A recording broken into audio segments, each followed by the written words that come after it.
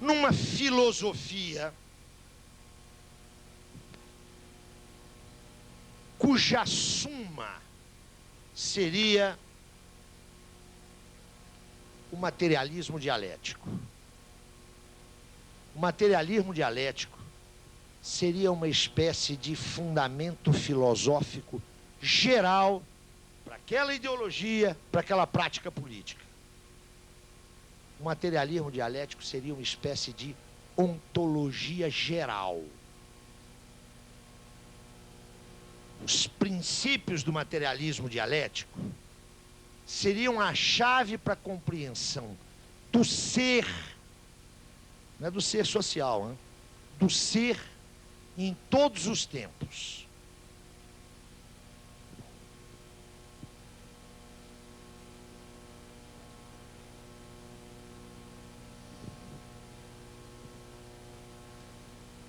Acoplado a esse materialismo dialético estaria o materialismo histórico, que seria a aplicação dos princípios do materialismo dialético ao ser social, à história, à sociedade. Também como uma chave de explicação de todas as sociedades. Vou entender a Grécia Antiga? Vou recorrer ao arsenal do materialismo histórico. Vou entender a China contemporânea? Eu tenho no materialismo histórico uma grade que orienta a minha análise. Notem, pensa-se aqui o marxismo como um sistema de saber. Então, em Marx haveria uma teoria econômica, haveria uma teoria política, uma teoria sociológica e por aí afora. Essa concepção teórica da Segunda Internacional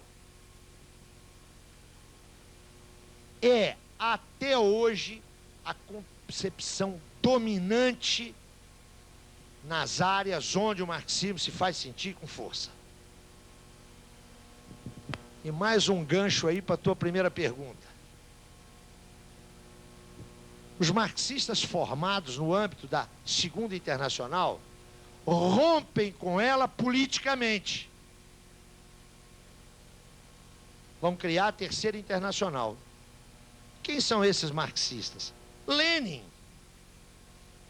Lenin é um típico marxista da Segunda Internacional. No âmbito da prática política, Lenin rompe com a Segunda Internacional. Basta pensar na polêmica dele com Kautsky. Mas a Terceira Internacional não rompe com a tradição da Segunda no domínio teórico. Não rompe. Rompe no domínio político. No domínio teórico não rompe. Essa tradição até hoje é uma tradição dominante. Só para vocês terem uma ideia. Eu olho muito a literatura didática dos núcleos que existem aí pelo Brasil inteiro. Aqui em Pernambuco com certeza existe. Eu estou atento sobretudo ao que se passa em São Paulo e no Rio Grande do Sul. Dos núcleos que fazem formação política. Formação política no âmbito sindical, no âmbito rural. Se vocês olharem essa literatura, é rigorosamente isso aqui. Rigorosamente isso aqui, não tem modificação nenhuma. O que está embutido aqui? O que está contido nessa visão? Que a partir da obra de Marx se constituiu um sistema de saber que me permite, a partir dele, a compreensão de todas as formações históricas. Aqui há uma universalidade no seguinte sentido: essa chave heurística, essa concepção de teoria, que por sua vez implica uma concepção de sociedade, de cultura, de história, essa concepção é válida atemporalmente. Pessoalmente, e aqui não há espaço para a gente debater isso, mas eu estou convencido que isso é um gravíssimo equívoco. Eu estou convencido que isso é um grave equívoco. Contra essa Constituição, que faz da obra de Marx uma suma quase teológica, é a chave explicativa para tudo em todos os tempos, a interpretação com a qual eu estou orientando essas nossas conversas, que é aquela que é a minha, e que, se fosse necessário, a gente podia debater longamente, mas, infelizmente, não cabe aqui. É só para sinalizar a resposta à tua formulação. Eu penso a obra de Marx de uma maneira diferente.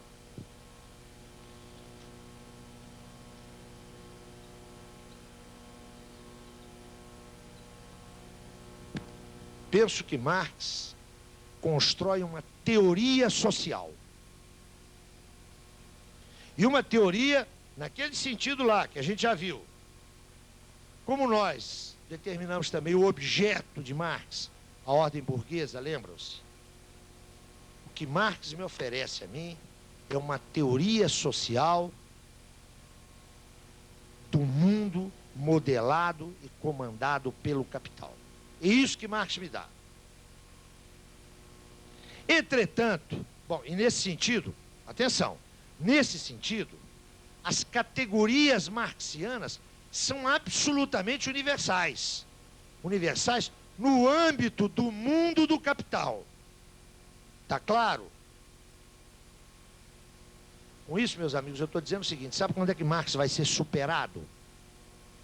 Quando o mundo do capital for uma lembrança na memória da humanidade. Aí Marx vai para o museu. É universal no marco do mundo do capital. Está claro? Mas é óbvio que Marx não constrói isso a partir do nada. Nós lembramos aqui que Marx faz recorrências às sociedades pré-capitalistas para poder compreender a emersão da sociedade capitalista. Marx faz, poucas é verdade, mas faz, projeções para além do capitalismo. É que a construção dessa teoria social, que eu insisto, na minha modesta ótica, só vale para compreender o mundo do capital. A construção dessa teoria supõe um conjunto de conhecimentos que não pode, se quiser dar sustentação sólida a essa teoria, que não pode fazer referência apenas ao mundo do capital. Por exemplo, quando Marx situa o trabalho como suporte do processo de constituição e desenvolvimento da socialidade, do ser social, ele está se ancorando, se apoiando numa formulação que não é válida só para o mundo do capital. E assim outras que estão contidas lá no debate lá dos manuscritos de 44. Estas assertivas, estas afirmações, estas determinações, elas não estão restritas ao mundo do capital. Se você quiser, eu não diria que elas têm uma universalidade maior, mas elas percorrem, elas são transhistóricas, notem, não são nem supra nem ahistóricas, estão encharcadas de história, mas elas são determinações que acompanham e se desenvolvem nas diferentes épocas históricas. Neste sentido, é evidente que há determinações descobertas por Marx que transcendem largamente o marco do mundo do capital. Sem elas, teria sido impossível elaborar o conhecimento do mundo do capital. E seguramente, não sei se é possível falar isso, mas eu ainda me atrevo, seguramente elas se manterão como determinações, se forem verdadeiras, como determinações da socialidade para muito além do mundo do capital. Vou dar um exemplo, né? A noção do homem como ser objetivo. diz respeito ao mundo do capital. Isso diz respeito à estrutura antropológica humana.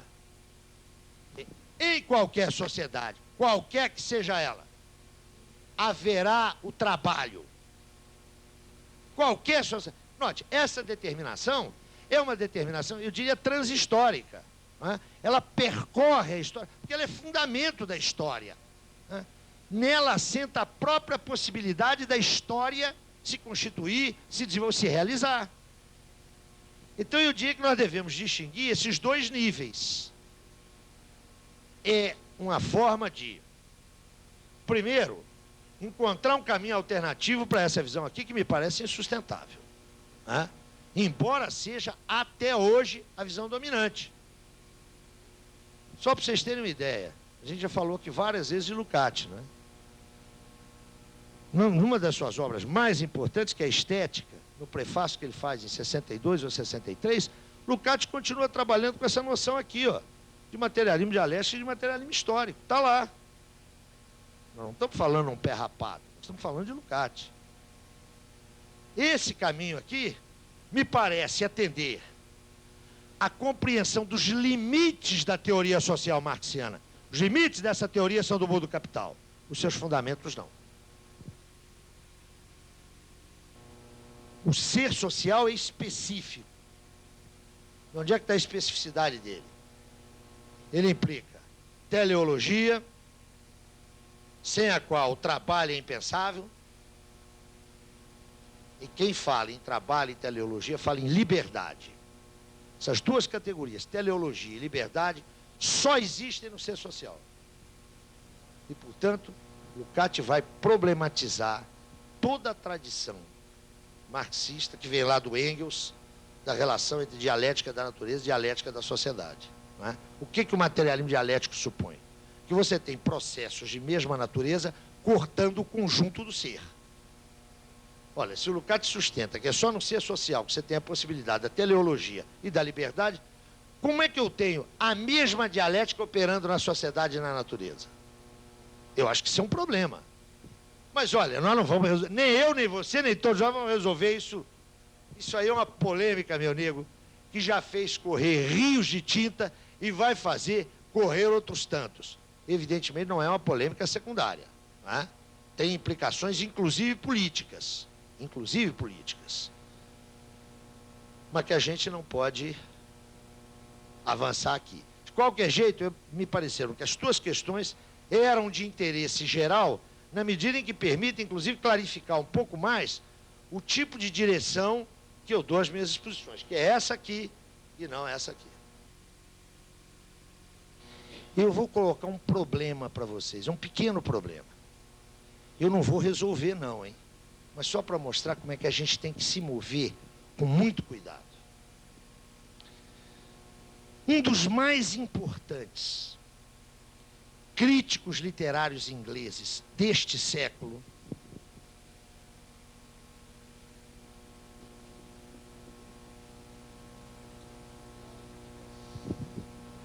George Thompson, não é parente do E.P. Thompson, né? George Thompson, um dos maiores críticos literários deste século na Inglaterra, já falecido. Esse fulano era um marxista de carteirinha, hein? Um marxista de fazer gosto. Ele se pôs a estudar a tragédia grega. E ele produziu alguns estudos que são considerados estudos clássicos sobre a dramaturgia grega. E os produziu ali, ó, pensando a luta de classe, todas aquelas coisas.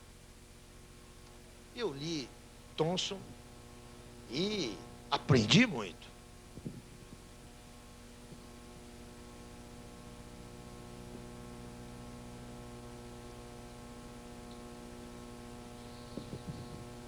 Depois me bateu nas mãos um livro que eu recomendo a todos vocês, tem uma boa tradução aqui no Brasil. Um livro chamado Paideia, alguém já conhece, falou aí atrás. Paideia, os ideais da cultura grega. De um alemão que se exilou nos Estados Unidos no período do fascismo, Ferner Jaeger. Esse cara era um acadêmico. Marx, para ele, era uma remotíssima referência. E ele fez o seu estudo lázinho, minucioso, sem considerar a luta de classe, sem considerar todo o elenco dessas categorias que abrem o conhecimento da história lá da Grécia. Eu quero dizer para vocês o seguinte: quem quiser conhecer a Grécia e a tragédia grega, deve ler o Ferner e a Heger. Thomson é um crítico fino, sensível, qualificado, mas eu pessoalmente estou convencido que ele transferiu para uma forma societal que não tem nada que ver com a elaboração dessas categorias que a gente mencionou aqui, e ele teve um resultado de pesquisa muito pobre. Não é porque ele era menos inteligente ou menos preparado, não é uma questão de talento de um ou de outro. É só para chamar a atenção que a gente tem que tomar muito cuidado para trabalhar com elementos analíticos, grades conceituais, sem levar em conta as especificidades históricas. Entenderam o que eu quero dizer aqui? Nem sempre aquele cara que detém um conhecimento teórico-metodológico, que em princípio é mais abrangente, vai nos dar conta da riqueza de um objeto. Isso sempre me impressionou muito. E por que um cara que não tem nenhuma relação com o marxismo consegue apreender a riqueza, o movimento da cultura grega melhor que o marxista? Não pode ser uma questão de inteligência, mais qualificado ou menos. Até porque Thomson era um grande crítico. Me parece que se a gente não tiver muito cuidado com o trato teórico metodológico e não referenciá-lo a um objeto, a gente pode cometer alguns equívocos. Vai um pouco no sentido da observação que você fazia, tem que tomar um certo cuidado com isso. Olha, eu digo para vocês uma coisa. Para mim é indiscutível, que a parcela maior da história da humanidade se deu dinamizada através das lutas de classe. Mas até aí é muito pouco, é preciso saber como é que isso se dá. Esses mecanismos não podem ser os mesmos em sociedades de estruturas tão diferentes.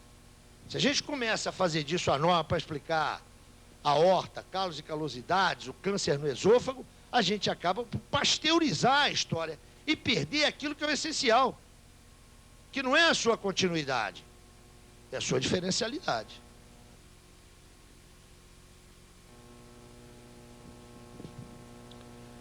Marx vai para Londres, se estabelece em Londres e vai viver a pior década da sua vida. Os anos 50 são anos de uma miserabilidade, de um pauperismo quase absoluto. Eu fiz menção a isso naquele esforço biográfico que eu expus para vocês, creio que na segunda-feira. Não vou voltar a isso, apenas sinalizei a solidão intelectual de Marx, as dificílimas condições de vida em que ele se moveu, a sua família, até porque Engels também vai para a Inglaterra em 50, mas de 50 a 70, Engels ficará trabalhando na empresa familiar em Manchester. A partir dos anos 60, Engels pode dar uma contribuição maior ao orçamento de Marx, da família Marx, e nos anos 70 a vida de Marx se estabiliza e ele tem até, digamos, um certo conforto material. Inclusive porque consegue negociar com seu tio na Holanda a pequena, porém para ele significativa, parte do patrimônio familiar que seu pai houvera deixado. Os anos 50, todavia, no meio dessa miséria absoluta, foram anos fundamentais para a continuidade dos estudos de Marx. Derrotada a Revolução, em 1851-52, Marx dissolve a Liga dos Comunistas. Aquela liga, que adquire esse nome lá em 47, para a qual ele e Engels redigem o Manifesto do Partido Comunista e que tem um protagonismo significativo no processo revolucionário de 48, essa liga é dissolvida em finais de 1851, princípios de 1852. Marx passa a se dedicar exclusivamente aos seus estudos. Ele vai publicar bastante nessa década, mas serão publicações pouco significativas do ponto de vista teórico. Serão matérias para jornais. É preciso que vocês situem os jornais dessa época, né? Não tinha o caráter dos jornais de hoje, até pela lentidão das comunicações comparativamente a hoje. Os jornais eram muito mais formativos do que informativos. Marx vai escrever para jornais do continente europeu, vai escrever para jornais americanos, vai se informar muito de política internacional, e de todos os textos que ele vai publicar nesse período, um merece um destaque especial.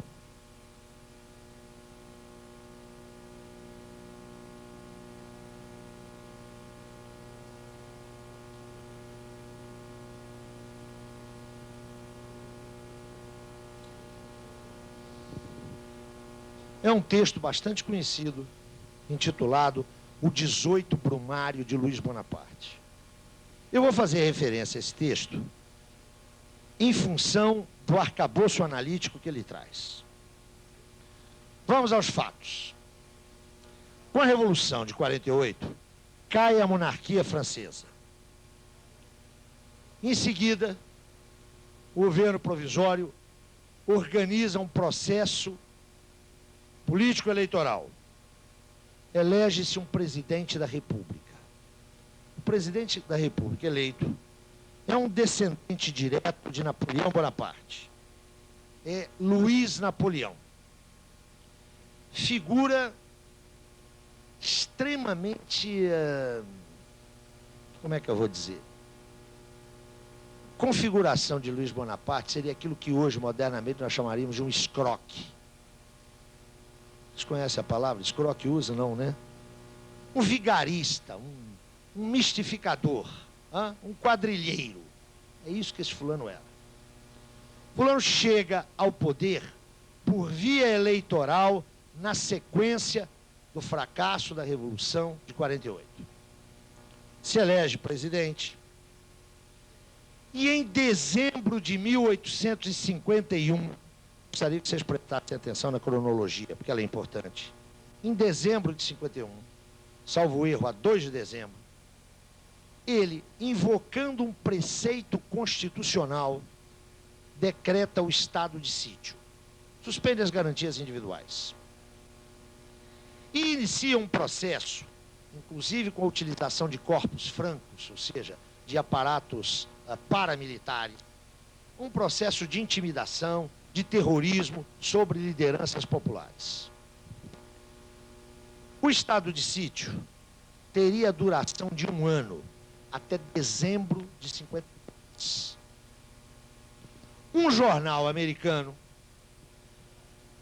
pede a Marx uma análise do evento de dezembro de 51. Ou seja, os olhos do mundo estavam postos na França, que fora cenário da irrupção revolucionária, da queda do Império, da constituição de uma república, e pedem a Marx que faça uma matéria, uma reportagem para jornal, acerca da decretação do estado de sítio. Marx escreve entre dezembro de 51 e janeiro de 52. É muito importante situar essa cronologia. Ou seja, Marx escreve na sequência imediata da decretação do estado de sítio, nos 2 primeiros meses. Prepara o seu texto e envia com o título de O 18 Brumário de Luiz Bonaparte. Daqui a pouco eu volto ao texto. Ao longo do ano de 52, quando o texto de Marx já estava escrito, prossegue o processo de quase que de terrorismo estatal comandado por Luiz Bonaparte. E quando, em dezembro de 52, cessaria o estado de sítio, Bonaparte restaura a monarquia, se põe como imperador da França, num ciclo que durará cerca de 20 anos. Com Luiz Napoleão, que a França vai atravessar a década de 50 e a década de 60. Ele só vai cair quando da derrota frente à agressão prussiana em 1869. A derrota, como vocês sabem, precipita a Comuna de Paris em 70, que é aquilo que Marx chamou de a primeira tentativa de um governo operário, de uma ditadura do proletariado, que Marx então caracteriza como o assalto ao céu. Cai aí o Império Francês e instaura-se uma república que vai ficar conhecida como Terceira República. Por que Terceira República? A primeira foi a Jacobina. A segunda foi aquela que durou de 48 a 51. A Terceira República, que se inicia em 1870, vai durar até a invasão alemã em 1940. A República, que advém da libertação em 44, 45, é a Quarta República, que, como vocês sabem, vai desaparecer sob um golpe de Estado em 58, em maio de 58, do general de Gaulle, que cria a Quinta República. Quem acha que golpe de Estado só acontece nas repúblicas bananeiras está enganado. Na França, em 58, houve um, né? Quem acha que eleição fraudada é só na Bolívia, dá uma olhadinha ali para o nosso irmão do Norte, o grande irmão do Norte, há menos de 2 anos atrás. Bom, Marx está lá em Paris, está lá em Londres, e está com os olhos postos em Paris. E ele escreve o que é uma reportagem para jornal, hein? O 18 Brumário de Luiz Bonaparte, estudado hoje nas universidades, especialmente nos cursos de Sociologia e de Teoria Política, é um texto que Marx escreveu para jornal. Por que ele pôs esse título, o 18 Brumário de Luiz Bonaparte? Vocês sabem que a Revolução Francesa, no seu período de auge, do seu período jacobino, trocou inclusive os nomes dos meses. Marx vai fazer um paralelo entre a restauração imperial de Bonaparte, desse Bonaparte anão, desse Bonaparte o pequeno, com a restauração imperial lá de 1804, do grande Napoleão. Mas notem que coisa curiosa. O 18 Brumário começa com uma paráfrase de Hegel. É ali que Marx retoma aquela paráfrase, faz a paráfrase